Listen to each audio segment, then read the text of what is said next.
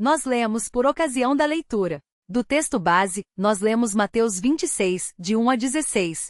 Deixe sua Bíblia aberta nesse texto. Mateus 26, de 1 a 16, e nós vamos refletir sobre essa porção da Escritura, mas nós não vamos conseguir esgotar o texto todo hoje. Eu fiz um sermão só para o texto todo, mas não vou apresentar o sermão integral hoje porque não vai dar tempo. O sermão é dividido em 4 pontos. Eu vou apresentar 2 pontos hoje e 2 pontos na próxima semana, se o Senhor permitir. Os irmãos devem observar que o Mateus 26 é um trecho em que Mateus retoma a narrativa da vida de Jesus, encerra-se o sermão profético que abrangeu o capítulo 24 e o capítulo 25, sermão acerca das últimas coisas, acerca da sua vinda, é abrangido pelos capítulos 24 e 25, é um grande sermão de Jesus nesses capítulos 24 e 25, e no 26 é retomada a narrativa.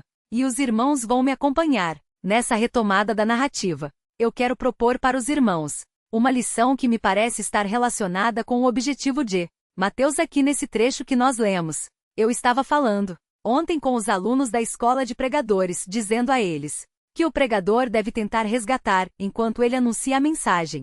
Enquanto ele expõe um texto bíblico, ele deve tentar resgatar a intenção autoral, o que o autor quis transmitir aos seus leitores originais, e tentar fazer isso para os seus ouvintes atuais e tentar mostrar a relevância desse objetivo aos ouvintes atuais também.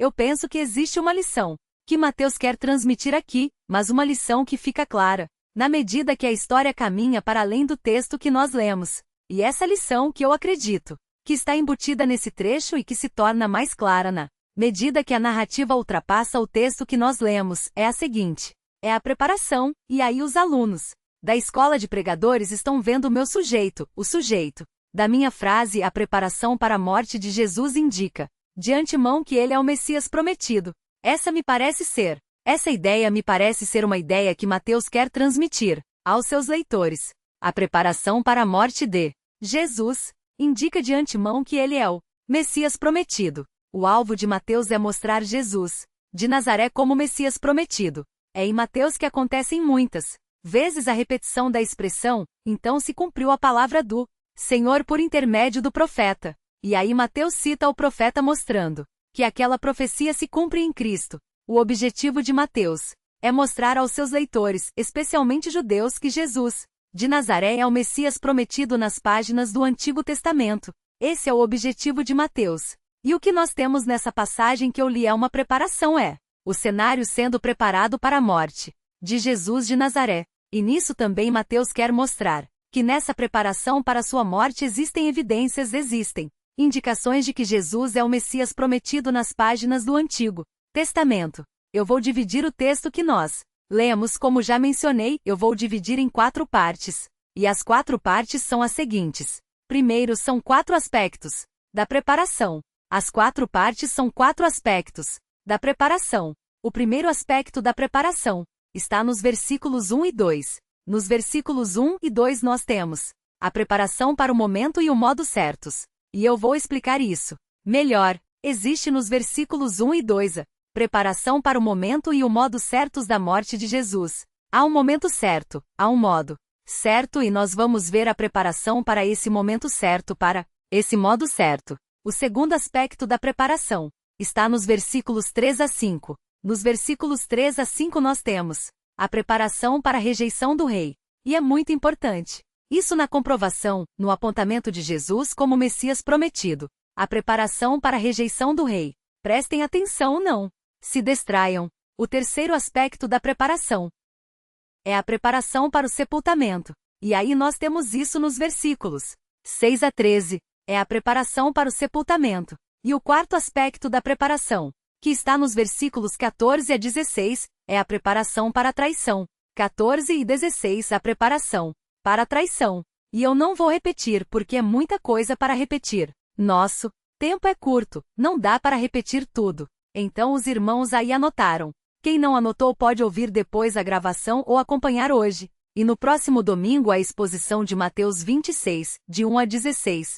Então, hoje nós vamos ver 2 aspectos só. Eu não quis judiar dos irmãos. Então se eu fosse falar dos 4 aspectos da preparação, os irmãos Iam ter que trazer lanche para o culto. Então não dá para fazer isso, não dá para fazer lancheira para o culto. Então, para não acontecer isso, então os irmãos hoje vão participar só da exposição de 2 aspectos da preparação da morte de Jesus. Estamos enfatizando que a preparação para a morte de Jesus indica de antemão que ele é o Messias prometido. Primeiro aspecto da preparação, a preparação para o momento e o modo certos. O momento certo da morte e o modo certo da morte. Vamos então olhar para o texto. Versículos 1 e 2 são os versículos que substanciam esse primeiro aspecto. Vocês devem acompanhar. O texto diz assim, prestem atenção.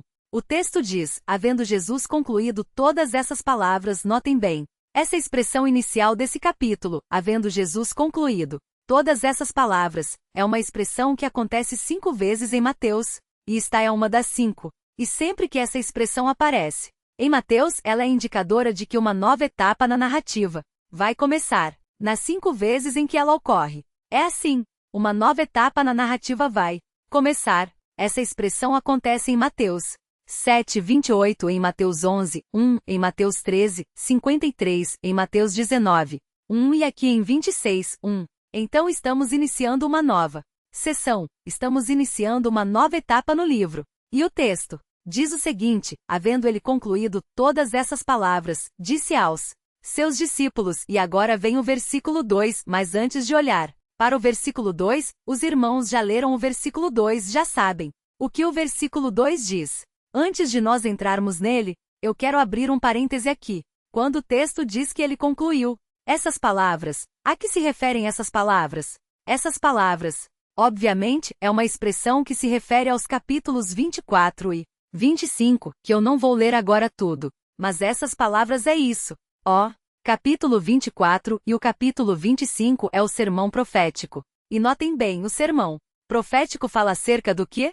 Fala acerca das últimas coisas. O Senhor Jesus no sermão profético expôs o que aconteceria nos últimos dias. Ele falou sobre um período prévio que antecederia a tribulação. O princípio das dores, ele falou sobre isso. Depois ele falou sobre a tribulação e ele mencionou que nesse período, no período da tribulação, apareceria uma figura, o abominável da desolação. Nós fizemos diversas conexões desse personagem com outras passagens do texto bíblico, tanto do Antigo como do Novo Testamento. Os irmãos se tornaram especialistas nesse personagem, o Anticristo, o abominável da desolação.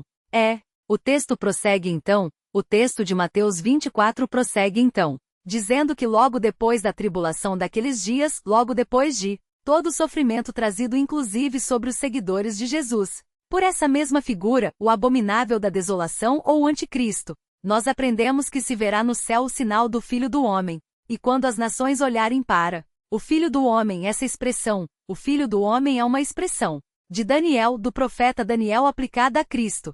Quando as nações virem no céu o sinal do Filho do Homem, elas vão se lamentar, porque elas estarão vivendo a sua vida como se nada estivesse prestes a acontecer. Elas estarão comendo, bebendo, casando-se e dando-se em casamento. E então, de repente, sobrevirá a essas nações todas o Senhor Jesus Cristo, na sua vinda e estabelecendo o seu juízo e separando as ovelhas dos bodes, os seus seguidores daqueles que o desprezaram. Ele incluirá, e ele chamará, e ele convidará para o desfrute do seu reino as suas ovelhas, e mandará aqueles que não receberam, que rejeitaram o seu reino, que zombaram dos seus discípulos, que recusaram até mesmo ofertas de compaixão aos seus discípulos. Ele enviará essas pessoas para o tormento eterno. E os discípulos? Portanto, quando chegaram nesse ponto da narrativa de Mateus, os discípulos estavam com a sua mente embebida com verdades relacionadas ao futuro glorioso que os aguardava. Os discípulos estavam como que vibrando com essas coisas. Os discípulos estavam encharcados, embriagados com a esperança do reino que o Senhor Jesus pintou para eles. O Senhor Jesus, ao longo do seu ministério, havia apresentado reflexos, lampejos acerca do reino, dizendo que o reino seria um reino onde eles se assentariam ali num banquete com ele, e também julgariam as nações e reinariam então para sempre. Eles estavam com a mente mergulhada nessas ideias todas. Então Jesus termina essas palavras, e é necessário que ele termine essas palavras e inicie um outro discurso, um discurso que não é tão vibrante, E entusiasmador ou entusiasmante, não sei o que é certo. É entusiasmador. Ou entusiasmante. É entusiasmante. Tem certeza? Ok. Não sei. Vejam no Google. Mas ele começa. Um outro discurso. Ele diz: sabeis que daqui a 2 dias é a Páscoa e o Filho do Homem será entregue para ser crucificado. Eu fiquei ouvindo 2 capítulos sobre o reino. E agora de chofre de repente. Assim, sem avisar, o Senhor chega e fala sobre a cruz. É muito importante isso. É muito importante que depois de estudarmos escatologia, é muito importante que depois de estudarmos acerca da nossa esperança futura, nós nos voltemos para a realidade presente para que não nos comportemos como meros sonhadores negando a realidade presente. Nós podemos, sim, nos deleitar e nos embriagar com a escatologia e com as delícias das promessas do reino, mas nós não podemos nos embriagar ao ponto de esquecer a realidade da cruz que é presente. Nós temos que ser realistas como cristãos. Nós temos que lembrar sempre que antes do reino existe o Calvário, que antes da montanha em que é construída a cidade santa, existe um vale sombrio para ser atravessado, e os irmãos nunca podem se segurar numa esperança futura até o ponto de se esquecer de que estamos ainda atravessando um vale. Não estamos ainda na montanha, e temos que perseverar na travessia desse vale, porque sempre antes do reino vem a cruz, antes da montanha da cidade, antes do Monte Sião existe o Monte Calvário, e os irmãos não podem esquecer essa perspectiva. Os irmãos devem mesclar a sua esperança escatológica com a visão correta acerca do presente, sabendo que antes da coroa existe uma cruz. Nós não podemos perder isso de vista, queridos. É muito bom pregar sobre o reino. É muito gostoso falar do banquete. Ali com Salomão, Isaque e Jacó, com os apóstolos, com o Senhor. Ali à ponta da mesa. É muito bom nós lembrarmos dessa esperança que aquece o nosso coração, que nos dá forças para continuar. Mas nós temos que ser chamados de volta. Temos que ser chamados de volta para a nossa realidade. Aqui existe uma cruz, existe um vale da cidade. Quando os discípulos viram a transfiguração do Senhor, eles disseram: Senhor, vamos fazer 3 tendas e ficar aqui. Está tão gostoso aqui. Vamos fazer 3 tendas. Uma para o Senhor, uma para Moisés, outra para Elias. Vamos ficar aqui. Vamos ficar aqui contemplando esse lampejo do reino glorioso. Vamos ficar aqui contemplando a maravilha, o brilho, o fulgor, a glória daquilo que nos aguarda. Mas a resposta do Senhor foi pegá-los e descer com eles. Porque lá embaixo havia um moço endemoniado. Nós não podemos esquecer isso. Nós temos que descer o monte da transfiguração algumas vezes e reconhecer que temos que enfrentar os problemas das pessoas ao nosso redor e os nossos próprios, antes daquilo que foi representado no monte da transfiguração se tornar realidade. Nós temos que perseverar. Nós temos que continuar. A lembrança da cidade pode nos encorajar, mas não pode nos cegar, fechar os nossos olhos para a realidade que está diante de nós. O Senhor, então, traz os seus discípulos para o presente. Ele enche a mente dos seus discípulos com a realidade do reino futuro. Ele põe como que fome e sede nos seus discípulos para que essa realidade se cumpra logo. E eles se empolgam com isso.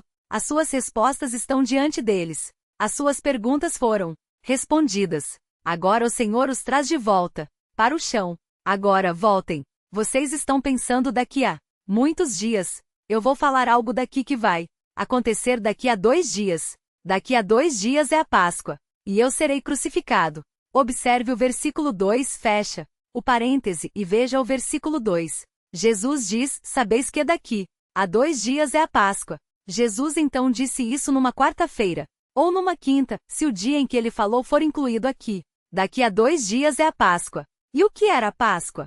É muito importante que os irmãos entendam o que era a Páscoa para compreenderem, porque Jesus tinha que morrer na Páscoa.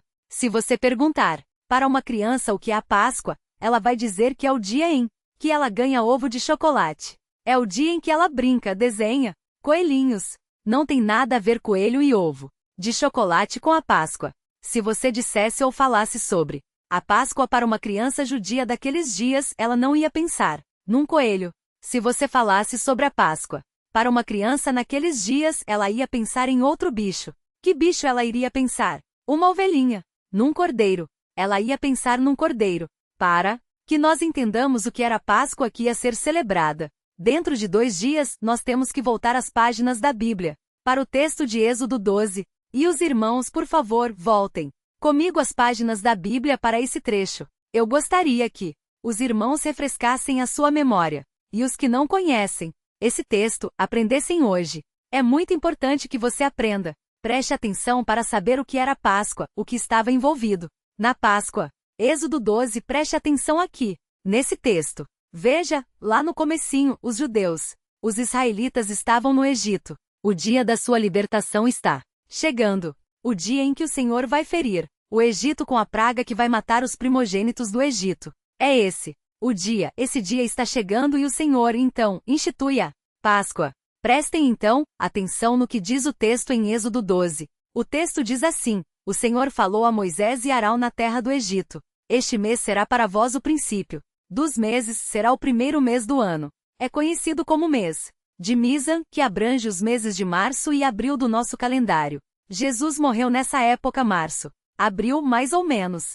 Foi esse o período do ano em que ele morreu, entre março e abril. O texto prossegue: Dizei a toda comunidade de Israel, no 10º dia deste mês, cada um tomará para si um cordeiro, conforme a família dos pais, um cordeiro para cada família. Mas se a família for pequena demais para um cordeiro, deverá comê-lo com o vizinho mais próximo de sua casa, conforme o número de pessoas. Calculareis o cordeiro conforme a porção adequada para cada um. O animal será um macho de 1 ano sem defeito. Podereis tomar um cordeiro ou um cabrito, e o guardareis até o 14º dia, o dia 14 de Nisan. Então, reunida toda a comunidade, Israel o matará ao entardecer. O dia judaico terminava com a tarde. O dia judaico terminava no pôr do sol. Então a Páscoa era no dia 14, mas o cordeiro era comido no fim da tarde, então já era dia 15, e o texto prossegue: Depois pegarão um pouco de sangue, prestem atenção nisso, pegarão um pouco de sangue e colocarão nos batentes, e na viga das portas, nas casas em que tomarem refeição. E naquela noite comerão a carne assada no fogo, com pães sem fermento. Sim, o comerão com ervas amargas. Não o comereis cru, nem cozido em água, mas assado no fogo, junto com a cabeça, as pernas e as vísceras. Não deverá sobrar nada para a manhã seguinte. O que sobrar até de manhã deverá ser queimado no fogo, e vós o comereis assim, com vossos cintos na cintura, vossos sapatos nos pés e vosso cajado na mão, e o comereis às pressas. Esta é a Páscoa do Senhor, porque naquela noite passarei pela terra do Egito e ferirei de morte todos os primogênitos na terra do Egito, tanto dos homens como dos animais, e executarei juízo sobre os deuses do Egito. Eu sou o Senhor, mas o sangue servirá de sinal nas casas em que estiverdes. Se eu vir o sangue, passarei adiante e não haverá praga entre vós, para vos destruir quando eu ferir a terra do Egito. Essa era a Páscoa. A Páscoa era uma festa que o Senhor havia estabelecido para celebrar a libertação do povo, que era escravo no Egito. E os judeus então deveriam pegar um animal, deveriam pegar um cordeiro e comer aquele cordeiro no fim da tarde do dia 14 de Nisan. E eles deveriam comer aquele cordeiro inteiro, não podia sobrar nada. Deveriam comer tudo, toda a carne do cordeiro, inclusive a cabeça. O Jimmy falou para mim que ele come cabeça de cordeiro. O Jimmy falou para mim outro dia: Você come mesmo, Jimmy, cabeça de cordeiro, de cabrito? Por que come? E o sonho do Jimmy, ele falou para mim que o sonho dele é comer a cabeça de macaco, que é muito gostoso, segundo ele, é muito gostoso. Eu não sei, Jimmy, se você fosse judeu na época, você ia se deliciar na Páscoa. Por quê? Comia tudo, inclusive a cabeça do cordeiro comia também. Você ia ficar muito contente de celebrar a Páscoa com os judeus. Eu nunca comi cabeça de nada, mas na Páscoa era assim que fazia. Comia tudo, tudo, tudo, não sobrava nada. E as pessoas, na hora de comer, elas tinham que comer trajadas de uma certa maneira específica, de acordo aqui com o estabelecimento aqui. Pelo menos a primeira Páscoa foi assim. Eles comiam com os seus lombos cingidos, ou seja, eles colocavam cinto para comer. Por que eles colocavam cinto para comer? Para amarrar o vestido, para amarrar a veste. Eles puxavam a parte de trás da veste para frente e amarravam aqui na frente um cinto, e assim eles transformavam o vestido num calção. E então podiam andar com mais facilidade, e deveriam comer também com as sandálias. dos pés e o bordão na mão. Por quê? Eles deveriam comer, como alguém que estava prestes a viajar, pessoas prontas a sair, em viagem. É assim que eles deveriam comer, a Páscoa, e deveriam comer depressa. Por quê? Porque isso simbolizava a fuga. Eles iriam embora do Egito, seriam libertos do Egito. Mas o mais importante era o seguinte: eles deveriam pegar o sangue do animal e deveriam colocar esse sangue nos batentes das portas. E aquilo era um símbolo, porque o Senhor passaria aquela noite pela terra do Egito, e onde o Senhor encontrasse-o sinal ali, o sangue ali sobre o batente de uma porta, ele não mataria o primogênito dentro daquela casa. Mas se passasse em frente a uma casa onde não havia sangue na porta, ele entraria e mataria o primogênito. E foi assim que naquela noite, o Senhor passou pelas casas dos filhos de Israel, e não matou os primogênitos daquelas famílias, porque um cordeiro havia morrido no lugar do primogênito. E ele chegou à porta das casas dos egípcios, e chegando na porta dos egípcios ele não viu o sangue do cordeiro ali. Não havia nenhum substituto. Nenhum cordeiro havia morrido no lugar do primogênito. Então, o Senhor entrava naquela casa e matava o primogênito. E houve grande choro na terra do Egito naquela noite. E os egípcios então expulsaram os judeus da sua terra e disseram para eles: vão logo embora daqui, antes que todos nós morramos. E eles foram.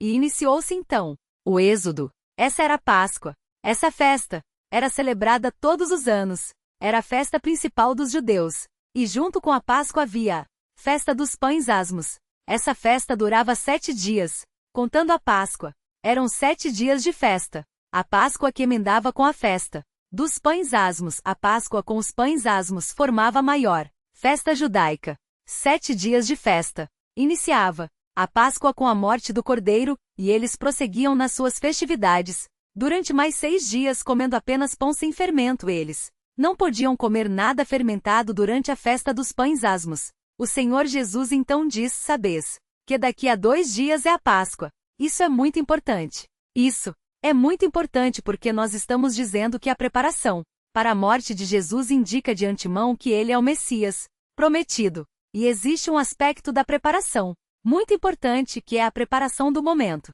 O Senhor quis que Jesus morresse na Páscoa. Por quê? Vamos prosseguir no texto. O texto diz: Filho do homem. Mais uma vez a expressão acontece. Mais uma vez essa expressão aparece. E o Filho do homem em Mateus adquire sentidos às vezes contraditórios. O Senhor Jesus disse que as raposas têm suas tocas e as aves do céu têm os seus ninhos. Mas o Filho do homem não tem onde reclinar a cabeça. Ele diz isso no capítulo 8 de Mateus. Depois, quando chegamos no capítulo 25, ele fala que o Filho do homem se assentará no trono da sua glória. Que contradição é essa? O Filho do homem não tem onde reclinar a cabeça e agora o Filho do homem vai se assentar no trono da sua glória? Estamos falando da mesma pessoa? Sim, estamos falando da mesma pessoa. O Filho do homem mencionado em Daniel não tem onde reclinar a cabeça, no entanto ele é o Rei da Glória. E agora os discípulos, que estão com essa figura em mente, que estão pensando no Filho do homem sentado no seu trono de glória, agora associam a figura do Filho do homem na cruz. O texto diz: o Filho do homem será entregue para ser crucificado. É uma outra contradição, uma aparente contradição aqui. O Senhor acabou de dizer: o Filho do homem se assentará no trono da sua glória. E agora menciona que o Filho do homem será pregado numa cruz. O Senhor Jesus trazendo os discípulos para o presente antes da coroa, o Calvário. E aqui então, nessa menção da Páscoa, e nessa menção da crucificação, nós encontramos a preparação do momento e do modo certos. Várias vezes tentaram matar Jesus. Várias vezes. Herodes tentou matá-lo quando ele nasceu, e os seus pais fugiram para o Egito levando com ele. Os evangelhos narram isso. Herodes matando os inocentes. Há quadros que retratam essa cena terrível. As crianças sendo assassinadas nas proximidades de Belém. Mas o Senhor Jesus escapou. Seu pai foi advertido por revelação divina e tomou então a mãe do menino e o menino e fugiram para o Egito e ficaram ali em segurança. Quando o Senhor Jesus voltou e iniciou o seu ministério, várias vezes tentaram matá-lo. Certa vez ele disse: antes que Abraão existisse, eu sou. E então pegaram em pedras para o apedrejar. Mas ele escapou, não conseguiram apedrejá-lo. falharam na tentativa de matá-lo, por apedrejamento. Numa outra ocasião, levaram o Senhor Jesus até um abismo, à beira de um abismo, e tentaram jogá-lo lá de cima. E a Bíblia diz que ele, passando pelo meio deles, se ausentou. Muitas pessoas dizem Jesus nessa hora acho que ficou invisível, como nesses filmes de super-herói. Então foram jogá-lo do abismo, e ele então sumiu. Não foi isso que aconteceu. Texto fala que ele passou pelo meio deles. Pessoalmente, eu acho que Jesus era muito forte. Muito forte. E mais, Jesus era cabra macho. Jesus não era essa figurinha afeminada que a gente vê nos quadros da Igreja Católica, com o rosto cheio de pó de arroz e trancinhas loirinhas, só falta a fitinha, olhinhos azuis, o rosto meio inclinadinho, não. O Senhor Jesus, a meu ver, era uma figura bastante forte e bastante firme em suas atitudes e com uma postura muito máscula, como todo homem deve ser. Essa qualidade do universo masculino está desaparecendo. Os homens modernos são muito delicados. Os homens têm que ser mais ásperos, não no sentido de trato, mas no modo como se comportam. Eles têm que ser mais masculinos. Os homens são muito delicados. Hoje em dia, os pais têm que ensinar os filhos a serem mais masculinos. É que eu tive 3 filhas, mas se eu tivesse 3 filhos, eles iriam comer banana com casca. Com casca ia ser. Tem que ser macho. Tem que aprender a se comportar como homem. Moleque tem que aprender a subir em árvore, correr, suar. Outro dia, a minha esposa viu um menino pegar um bombom e enfiar na boca. Todo bombom na boca. E a mãe do menino falou assim: filhinho, não é assim que se come o bombom. O pai falou: é assim mesmo. Daqui a enfiou na boca também. É assim que se come bombom. Você é homem, é assim que o homem come bombom.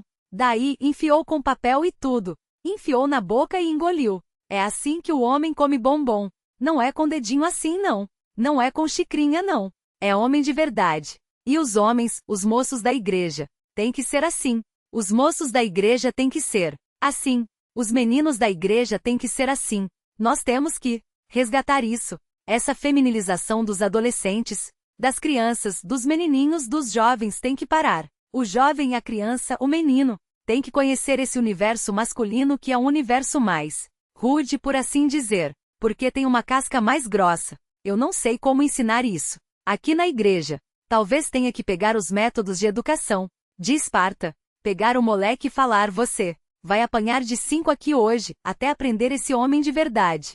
Não sei. Mas enfim, fecha parênteses. O fato é que Jesus parece ter sido um homem assim. E quando o texto diz que ele passou pelo meio deles, eu duvido muito que ele pediu licença. Eu duvido muito que ele olhou e falasse assim: pode me dar licença, preciso passar. Ele era um carpinteiro, tinha trabalhado com os músculos a vida toda, caminhava por toda a Palestina. Debaixo de um sol escaldante, dormia no deserto. Quando ele chegou no templo naquela mesma semana, e ele viu a bagunça que estavam fazendo lá, vendendo pombas e outras coisas, ele pegou um azorag, ele fez um chicote, ele disse: vocês vão ver hoje como é que se respeita a casa do meu pai. E deu um couro em todo mundo e chutou todas as bancas. Um homem forte, um homem rude, e atravessou quando tentaram matá-lo e jogá-lo de cima de um precipício. Ele passou pelo meio deles e se esquivou dali, fugiu dali. Por quê? Porque o Messias haveria de morrer no tempo e do modo certo.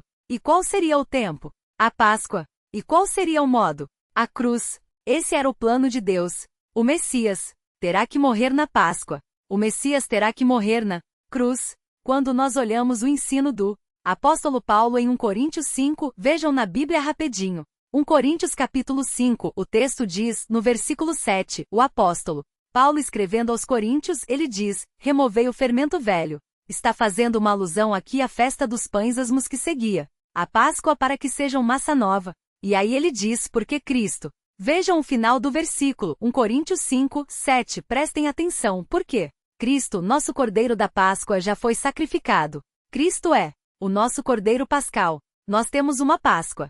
Cristo, nosso Cordeiro Pascal, foi sacrificado. E o seu sangue foi derramado. E o seu sangue é colocado sobre todo aquele que nele crê. E o seu sangue é aspergido sobre todo aquele que nele crê. E quando a ira de Deus visita a humanidade, e quando a ira de Deus visitar toda a carne, Ele olhará para aqueles que foram aspergidos pelo sangue, e aqueles que foram aspergidos pelo sangue do Cordeiro Pascal, aqueles que creram no Salvador, e foram aspergidos e lavados por esse sangue serão poupados. Mas aqueles que rejeitaram o sangue do Cordeiro, aqueles que não creram no Salvador, que rejeitaram o seu sacrifício, que duvidaram, que viraram as costas, que disseram: não, estes estarão sujeitos à ira de Deus, como os egípcios naquela noite. E aqui há uma grande questão. Para nós, Cristo é o nosso Cordeiro Pascal. E a pergunta é: você já foi aspergido pelo sangue desse Cordeiro que desvia de nós a ira de Deus? Você está debaixo do sangue do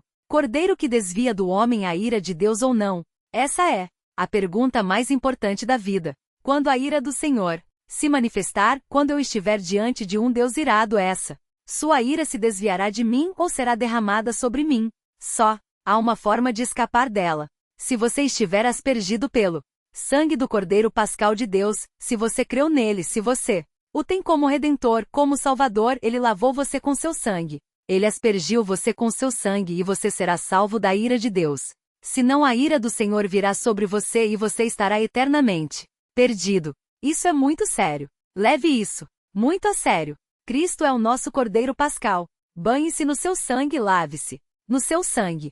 Senhor, Senhor, eu estou à mercê da sua ira. Eu não fui lavado pelo sangue do seu Cordeiro Pascal. Quando a sua ira visitar, eu não terei proteção alguma contra ela. Por isso quero pedir que o seu sangue me lave. Asperge, Senhor, o sangue do seu Filho sobre mim e eu o recebo como meu Salvador. Tem misericórdia de mim. Salva-me da ira vindoura.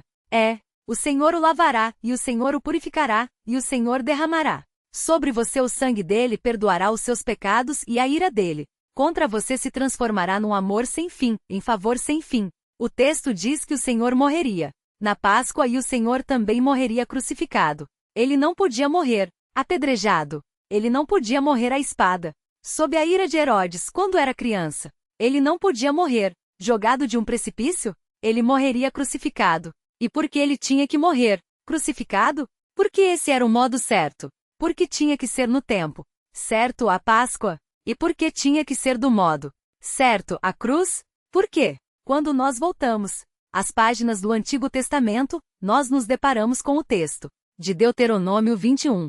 Eu acho que hoje vou pregar só no primeiro ponto. Deuteronômio 21. Deuteronômio 21 diz: veja, prestem atenção nisso, prestem muita atenção na leitura desse trecho. Talvez você nunca tenha observado isso, mas preste atenção nisso. Deuteronômio 21, versículos 22 e 23, diz assim: é a lei de Moisés, é algo terrível aqui. Eu quero que você observe isso. Deuteronômio 21, 22 diz assim: se um homem tiver cometido um pecado digno de morte e for morto, e o tiveres pendurado no madeiro, observem aqui essa expressão, e o tiveres pendurado no madeiro. O texto prossegue no 23, seu cadáver não passará toda a noite no madeiro, mas certamente o enterrarás no mesmo dia, pois aquele que é pendurado foi amaldiçoado por Deus. Isso é aterrador, não é? A pessoa era apedrejada, morta. Penduravam a pessoa numa árvore e deixavam ali. E o que significava isso? Deixar a pessoa pendurada ali, numa árvore. Muito simples. Isso era simbólico. O homem pendurado no madeiro era um homem considerado por Deus maldito. Agora estamos começando a entender por que Jesus foi pendurado no madeiro. O apóstolo Paulo, séculos depois, quando escrevia aos Gálatas e quis mencionar essa realidade, ele disse no capítulo 3 da carta aos Gálatas, ele disse o seguinte: observem, vejam a relação que o apóstolo Paulo faz entre a morte de Cristo e o texto de Deuteronômio 21. Ele diz em Gálatas 3:13, há uma relação muito forte aqui. Na verdade, uma citação. Ele diz: Cristo nos resgatou da maldição da lei, tornando-se maldição em nosso lugar, pois está escrito, e aí é mencionado. Deuteronômio 21, pois está escrito: maldito todo aquele que for pendurado em um madeiro. Quem tinha que ser pendurado em um madeiro era eu, era você. Você, o maldito, era eu. O maldito, a maldita, era você. Nós pecamos. Nós merecíamos a morte. Nós estávamos debaixo de maldição. Nós merecíamos ser mortos e pendurados no madeiro, considerados os malditos de Deus, considerados Os amaldiçoados por Deus, porque quebramos a sua lei, nos afastamos da sua verdade, zombamos da sua palavra, rejeitamos os seus princípios. Viramos as costas para a sua santidade, nutrimos ódio contra ele e desejamos. Até que ele não existisse, zombamos do seu povo, ridicularizamos os seus servos, tapamos os nossos ouvidos para a mensagem dos seus profetas, dos seus pregadores, dos seus arautos. Cuspimos na sua palavra. Pisamos com os nossos pés o sangue do seu filho. Nós é que somos os malditos. Nós é que deveríamos estar debaixo de maldição e de fato estávamos. Mas o Senhor Deus enviou o seu filho e fez com que ele morresse pendurado no madeiro, fazendo-se maldição em nosso lugar. O Senhor Jesus diz: você pecou, mas eu tomarei o lugar dos malditos. Você é amaldiçoado por causa do seu pecado, mas eu tomarei o lugar dos amaldiçoados e eu serei pendurado no madeiro. E ele foi pendurado no madeiro como substituto daqueles que são amaldiçoados, carregando sobre si toda a nossa maldição. E agora, quando nós cremos nele, nós nos beneficiamos da sua obra substitutiva. Nós temos alguém que se fez maldição em nosso lugar. Quem o rejeita ainda está debaixo de maldição. Era por isso que o Senhor tinha que morrer na Páscoa, porque o Messias era o Cordeiro. Era por isso que o Senhor deveria morrer na cruz, porque os malditos morriam e eram pendurados no madeiro. E o Senhor Jesus se fez Cordeiro Pascal por nós. E o Senhor Jesus se fez maldito por nós. E agora quem nele crê é lavado pelo seu sangue, liberto da ira de Deus. E quem nele crê não é visto por Deus mais como maldito, porque tem um substituto que assumiu a maldição em seu lugar. E a pergunta é importante que vem é: você já tem esse substituto em sua vida ou não? Você já creu no Salvador e foi substituído por ele naquele madeiro ou não? Se você ainda não creu no Salvador, você ainda está debaixo de maldição e o castigo que é devido aos malditos cairá sobre você. Nós temos um Cordeiro e temos um substituto para a nossa maldição. Todo que crê em Cristo se beneficia dessa sua obra. A preparação para a morte de Jesus envolve isso. Envolve o momento e o modo certo. Com isso, Mateus quer ressaltar que Jesus de Nazaré realmente é o Messias prometido. Os versículos 1 e 2 mostram que o momento e o modo certos estavam sendo preparados. Mas existe mais um aspecto da preparação. É a preparação para a rejeição do rei. Os irmãos veem no capítulo 26 que os versículos 3 a 5 mudam de cenário. Não é mais Jesus falando. Há uma mudança no cenário. E agora nós vemos um outro cenário. Aqui é um cenário em que se reúnem os principais sacerdotes e os líderes do povo. Todos eles reunidos aqui para a preparação da morte de Jesus num outro aspecto. Mas eu não vou falar sobre isso hoje por causa do nosso horário. Horário já está adiantado. Vou falar sobre a preparação para a rejeição do rei no próximo domingo. Hoje nós vamos ficar só no ponto 1. Pensei que ia conseguir falar sobre o ponto 1 e o ponto 2, mas não vai dar tempo de falar sobre o ponto 2. Eu quero, na próxima semana, lhes apresentar a Caifás, o sumo sacerdote e a sua equipe, e mostrar como essas pessoas cooperaram também para preparar o cenário para a morte de Jesus, para a rejeição do rei. Nós veremos isso na próxima semana. O que eu gostaria que ficasse disso que falamos hoje é que o Senhor Jesus deve ser visto por nós que somos crentes como um cordeiro e como um substituto. Nós temos que hoje ir para casa com gratidão no nosso coração. Nós temos que hoje ir para casa com o nosso coração repleto de felicidade e de louvor a Deus, porque nós estávamos sujeitos à sua ira. Mas o cordeiro foi morto e seu sangue foi aspergido sobre nós. E por isso a ira de Deus se desviou de nós. Todos os que receberam o Salvador podem desfrutar disso. É a maior bênção que alguém pode receber. Nós vivemos dias bastante materialistas. As pessoas pensam que a felicidade consiste em ter coisas, consiste em conquistar sonhos, consiste em atingir ideais. Nós associamos felicidade com posses, com conquistas intelectuais, com conquistas sociais. É com isso que nós associamos a felicidade. Nosso conceito de felicidade é assim.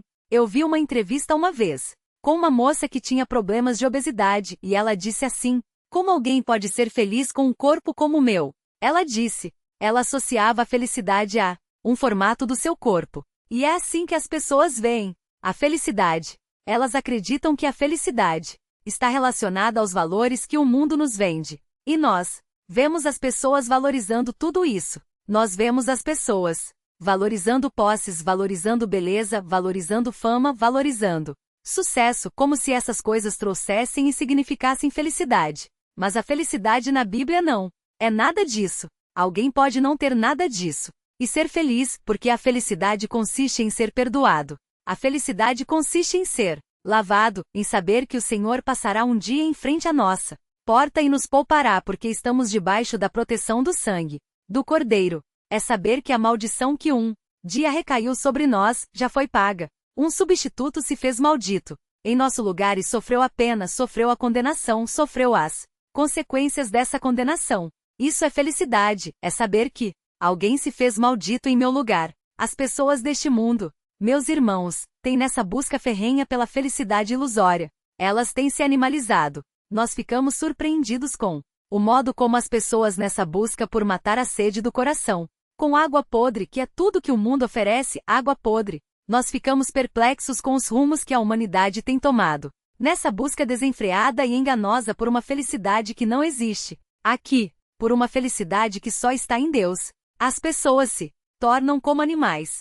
A nossa sociedade, as nossas famílias, as pessoas que nos cercam, os nossos amigos, pessoas próximas de nós, elas têm entrado num estado de declínio moral, num estado de declínio de caráter que nós nunca jamais sonhamos que elas seriam capazes de chegar, e elas têm se tornado piores do que animais, e elas têm se comportado de maneira que nos choca. Nós estamos diante de cenários próximos de nós que são devastadores, que mostram cenários que mostram a devastação do ser humano, e não estamos falando de pessoas que estão em prostíbulos, não estamos falando de pessoas que estão em alcovas por aí afora, estamos falando de pessoas que se sentam ao nosso lado, que caminham conosco e que nessa busca pelo preenchimento do coração têm se tornado, têm se comportado, têm agido de forma deplorável. Eu li recentemente, eu não posso deixar de falar isso, eu já falei hoje na classe de novos membros. Pela manhã, nessa semana eu li o Yahoo Notícias, e o Yahoo Notícias falou sobre